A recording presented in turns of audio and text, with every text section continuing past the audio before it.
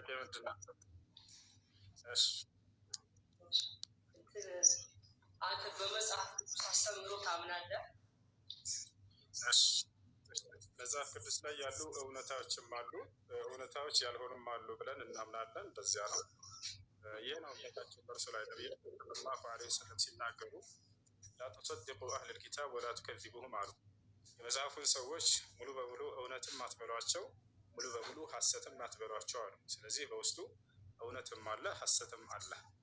ያ አለ ብለን ነው እንደዚያ ብለን ነው የምናምነው እኛ ሙስሊሞች።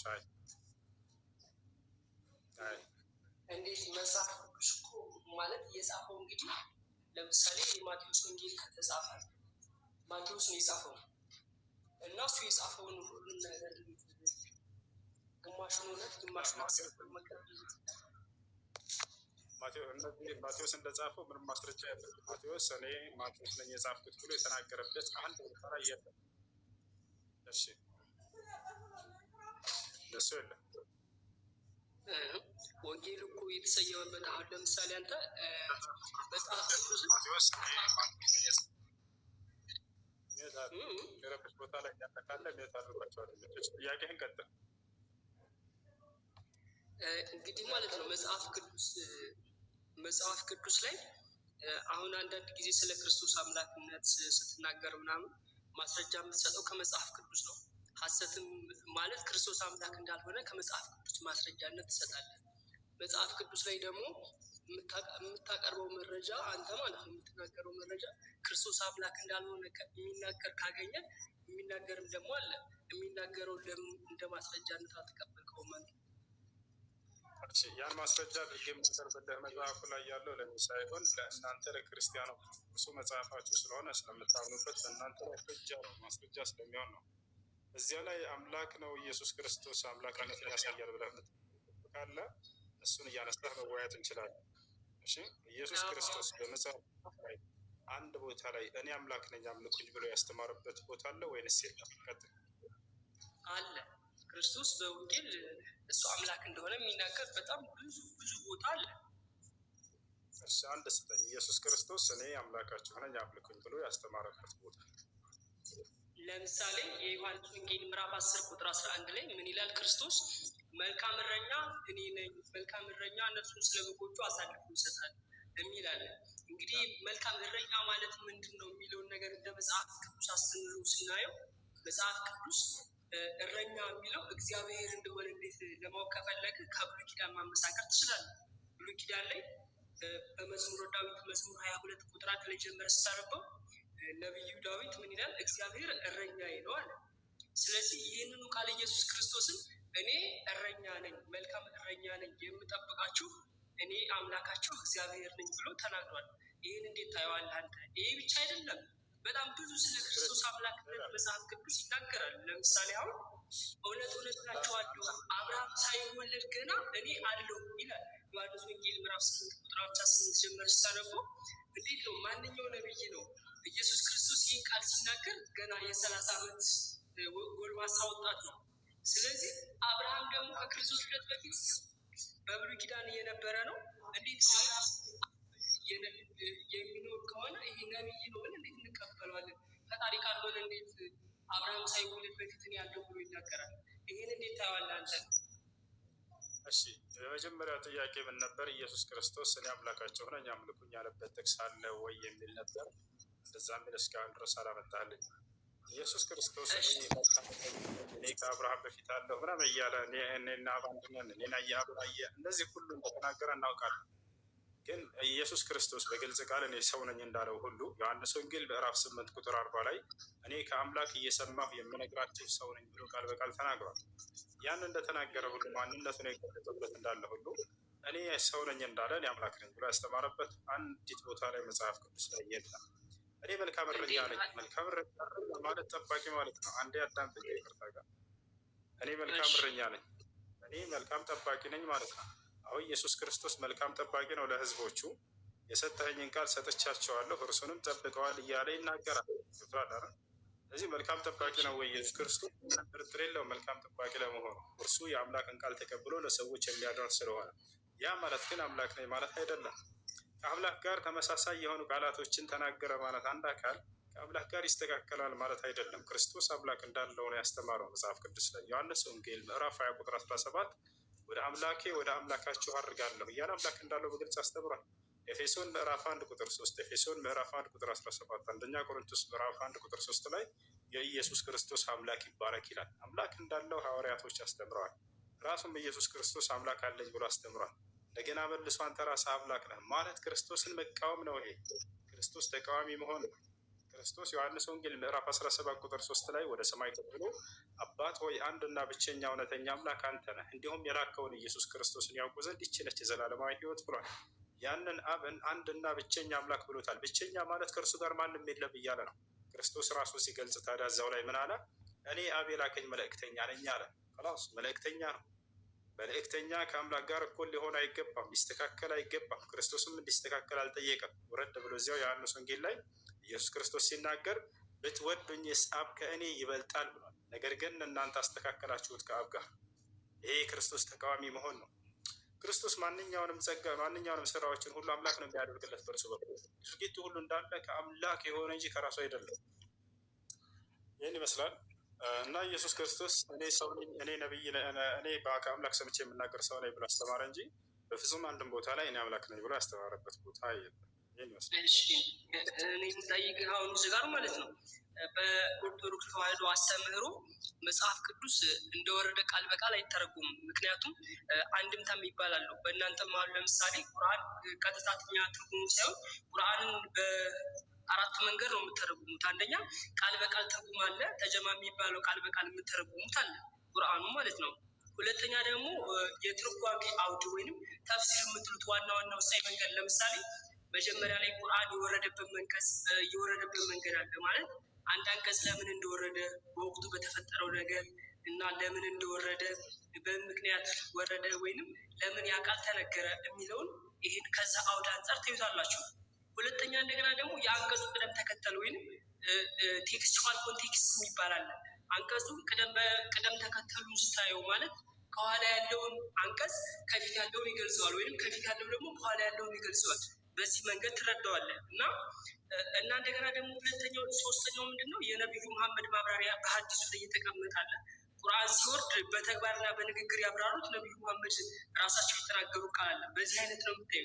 ልክ እንደዚሁ ኢየሱስ ክርስቶስ የተናገራቸው መጽሐፍ ቅዱሳዊ ቃል አውድ አላቸው፣ ትርጉም አላቸው። ይሄ የተናገረው እዚጋ ምን ለማለት ነው ብሎ ከዛ ከትርጓሜ ላይ ማብራሪያ ያለው ማለት ነው እያንዳንዱ ነገር እና ይህን ስታይ አንተ ስለ አምላክነቱ ኢየሱስ ክርስቶስ ፈጽሞ የተናገረበት አንቀጽ አለ። እንደገና ደግሞ ስለ ሰውነቱን ፈጽሞ የተናገረበት አንቀጽ አለ። ይህም እያንዳንዱ ቃል በቃል ማየት እንችላለን።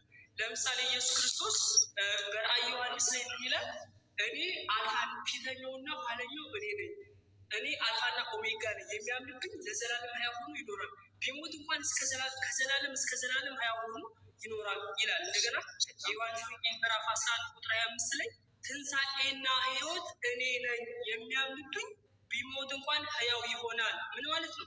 ሕይወትን እኮ የሚሰጥ ከአምላክ በስተቀር የለም። እሱ ግን ምን አለ? ትንሣኤና ሕይወት ነው ያለ። እኔ ሕይወት ነኝ አለ። ስለዚህ የሚያምንብኝ ሕያው ሆኖ ይኖራል። ይሄን ይናገራል። ይህን አንቀጽ ከምን አንቀጽ ሳይዋል? በጣም ጥሩ። ኢየሱስ ክርስቶስ የዘላለማዊ ሕይወትን እሰጣለሁ ብለዋል ወይ? አዎ ብለዋል። ምንም ጥርጥር የለውም። ግን ምን ማለት ነው የሚለውን እናንተ ቅድም አንተ ጥሩ ተረድተሃል፣ ጥሩ አረዳዳለህ ብዬ አስባለሁ። ቁርአንን በአራት መንገድ ትረዳላችሁ ያልክበት አካሄድ በጣም ጥሩ ነው።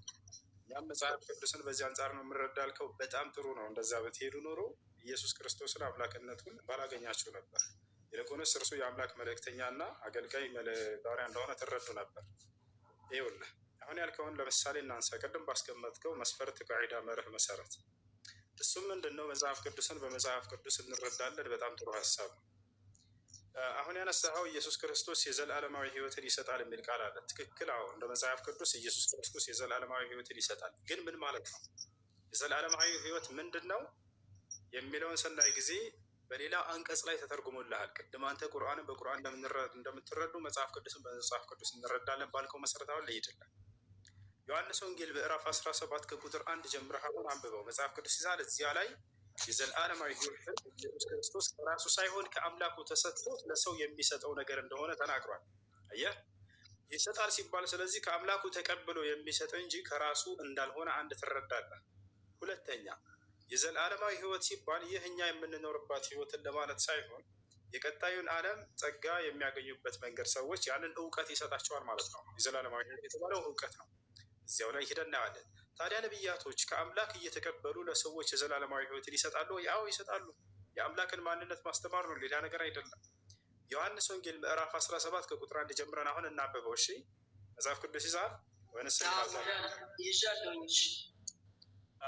አሁን እናንብበው አብረን እናንተ። ዮሐንስ ወንጌል ምዕራፍ 17 ከቁጥር 1 ጀምረን እናንብበው፣ ግለጠው። ዮሐንስ ወንጌል ምዕራፍ 17 ከቁጥር 1 ምን ይላል? ኢየሱስም ይህን ተናግሮ ወደ ሰማይ ዓይኖቹን አነሳና እንዲህ አለ፣ አባት ሆይ ሰዓቱ ደርሷልና ልጅህ ያከብርህ ዘንድ አሁን በደንብ በስጋም ሁሉ ላይ ስልጣን እንደሰጠኸው ለሰጠኸው ሁሉ የዘላለም ህይወት ይሰጣቸው ዘንድ ልጅህን አክብረዋል። ማን ነው ስልጣን የሰጠው ለሰዎች የዘላለማዊ ህይወት እንዲሰጥ? አምላኩ ራሱ ኢየሱስ ክርስቶስ ተናግሯል። ስልጣን እንደሰጠኸው ብሎ ተናገረ። ስለዚህ ያን የዘላለማዊ ህይወት እንዲሰጥ ዘንድ ስልጣን ተሰጥቶ ነው ክርስቶስ። ታዲያ የዘላለማዊ ህይወት ሲባል ምን ማለት ነው ከተባለ ቅድም እንዳልኩ እውቀት እንጂ ሌላ አይደለም። ኢየሱስ ክርስቶስ ከአምላኩ ተቀብሎ ለሰዎች የሰጠው ምንድን ነው? እውቀት ነው። ያው እና ያን ነው የዘላለማዊ ህይወት እያለ ያለው። ቀጥሎ ምን ይላል? ቁጥር 3 ላይ እውነተኛ አምላክ ብቻ የሆንክ አንተን የላከውንም ኢየሱስ ክርስቶስን ያውቁ ዘንድ ይህች ነች የዘላለማዊ ህይወት አለ። አላሁ አክበር። ምንድነች የዘላለማዊ ህይወት? እውቀት ነች። ስለምን ማወቅ? አንድና ብቸኛ እውነተኛ አምላክ እንደሆነ ክርስቶስ የአንዱ አምላክ መልእክተኛ እንደሆነ ማወቅ። አባት ሆይ እውነተኛ አምላክ ብቻ የሆንክ አንተን አንድ የላከውንም ኢየሱስ ክርስቶስን ሁለት ያውቁ ዘንድ ይህች ነች የዘላለማዊ ህይወት። ታዲያ የዘላለማዊ ህይወት ማለትን ማለት ነው እውቀት እንጂ ሌላ አይደለም። እውቀትን ነቢያቶች የሚሰጡ ነበር ወይ? አዎ ይሰጣሉ። ሙሴ ስለ አምላክ ያስተምራል፣ አንዱን አምላክ ያሳውቃል ለህዝቦች፣ እርሱ የአምላክ መልእክተኛ መሆኑን ያስታውቃል። ስለዚህ የዘላለማዊ ህይወት እሰጣቸው ማለት ነው።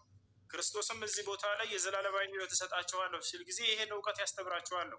ያ የዘላለማዊ ህይወት ምንድን ነው? አንድና ብቸኛ እውነተኛ አምላክ አለ፣ የክርስቶስም አምላክ ጭምር የሆነው እንዲሁም ክርስቶስ የእርሱ መልእክተኛ መሆኑን ማወቅ ይሄ ነው። በዚህ መሰረት ታዲያ ማን የዘላለማዊ ህይወትን የሚያገኘው ከተባለ ሙስሊሞች ናቸው። ሙስሊሞች ለክርስቶስ አንድና ብቸኛ እውነተኛ የሆነው አምላክ አለው ብለው ያምናሉ። ክርስቶስም የዛ የአንዱ አምላክ መልእክተኛ ነው ብለው ያውቃሉ። በደንብ አድርገው ያውቃሉ። ይሄን ያምናሉ። ይሄን ማወቅ ይሄ ነው የዘላለማዊ ህይወት አለ ክርስቶስ። እናንተ ግን ከዚህ ጋር ትጋጫላችሁ። አንድና ብቸኛ እውነተኛ የሆነው አምላክ አብ ብቻ ሳይሆን ወልድም መንፈስ ቅዱስም አሉበት ከእርሱ ጋር በመለኮት ብላችሁ ታምናላችሁ። ስለዚህ በክርስቶስ በዚህ ንግግር መሰረት የዘላለማዊ ህይወትን አታገኙም። ታላላ የዘላለማዊ ህይወትን ማግኘት የፈለገ ሰው ለክርስቶስ አንድና ብቸኛ የሆነ አምላክ አለው፣ ክርስቶስም የእርሱ መልእክተኛ ነው ብሎ ማመን አለበት። ክርስቶስ በዚህ በተናገረው መሰረት ማለት ነው። ይህን ይመስላል። እንደዚያ አሁን እንደዛ አንተ እንዳልከው አይደለም። ምክንያቱም የዘላለም ህይወት ማለት አምላክ እንደሆነ ደግሞ እኔ ከመጽሐፍ ቅዱስ ማስረጃ ልሰጥ እችላለሁኝ። አንደኛ ዮሐንስ ምዕራፍ 5 ከቁጥር ጀምረ አሁን የተናገርከው የአሁንም ጥቅስ እንትን አልከው ስህተት ነው። እሱ ማለት ስህተት አይደለም፣ አውድ አለው፣ ትርጓሜ ያለው። የዘላለም ህይወት ማለት ካልሆነ አንዳንድ ስህተት ካልሆነ ይሄንን ጨርሰህ አንድ ጊዜ እዚህ ቦታ ላይ ኢየሱስ ክርስቶስ የዘላለም ማስረጃ ልሰጥ ነው እና ታዳምጥም እንዴ? እንደማመጣ አንድ ጥቅስ እየጨረስን ወደ ሌላው እንሄዳለን። ችግር የለው። ኢየሱስ ክርስቶስ የዘላለማዊ ህይወት ሲል ጊዜ እውቀትን ነው አይደለም? አይደለም። እውቀት ያለው ደግሞ ያ እውቀት ይተረጉማል። እውቀት ያለው ወልድን ማወቅ ነው። ወልድ ደግሞ ምንድን ነው? ወልድ በስጋ የተገለጠ አምላክ መሆኑ እንዲያውቁ ማለት ነው እውቀት ያለው። ይህ እውቀት የሚባለው ምንድን ነው? እግዚአብሔርን ማወቅ። ያ እግዚአብሔር ደግሞ ማነው? በስጋ የተገለጠ ወልድ ነው ነው። እየተደማመጠን ይኸውልህ፣ እውነተኛ አምላክ ብቻ የሆንክ አንተን አለ። እውነተኛ አምላክ ብቻ የተባለው ማን ነው? አብ ነው። በላ ድምፅህን ከፍ አድርገህ መንፈስ ቅዱስ አይደለም። እውነተኛ አምላክ ብቻ የሆንክ አንተ የላከውንም ኢየሱስ ክርስቶስን አለ። የእውነተኛው አምላክ መልእክተኛ ማን ነው? ኢየሱስ ክርስቶስ አይደል? አይዋ ያውቁ ዘንድ አለ። ይህች ነች የዘላለማዊ ህይወት አለ። ስለዚህ የዘላለማዊ ህይወት ይህች ነች አለ። ምንድን ነች? እውነተኛው አምላክ አብ ነው ብሎ ማወቅ፣ ኢየሱስ ክርስቶስ ደግሞ የእውነተኛው አምላክ መልእክተኛ ነው ብሎ ማወቅ፣ ይህች ነች የዘላለማዊ ህይወት አለ። እሺ ኡስታዝ፣ እዚህ ጋር አንድ ጊዜ ልንገርህ። እዚህ ጋር ደግሞ የምነግርህ ነገር ምንድን ነው? እግዚአብሔር አብና ወልድ ደግሞ በአምላክነት አንድ ናቸው። አብና ወልድ፣ አብ ማለት በመለኮት በግዛት አንድ ናቸው። ወልድ አምላክ ነው ስንል አብም አምላክ ነው። አብ አምላክ ነው፣ ወልድ አምላክ ነው። ይህን ማስረጃ ካልከኝ ደግሞ ዮሐንስ 10:30 ስታነብ እኔና አብ አንድ ነን አለ።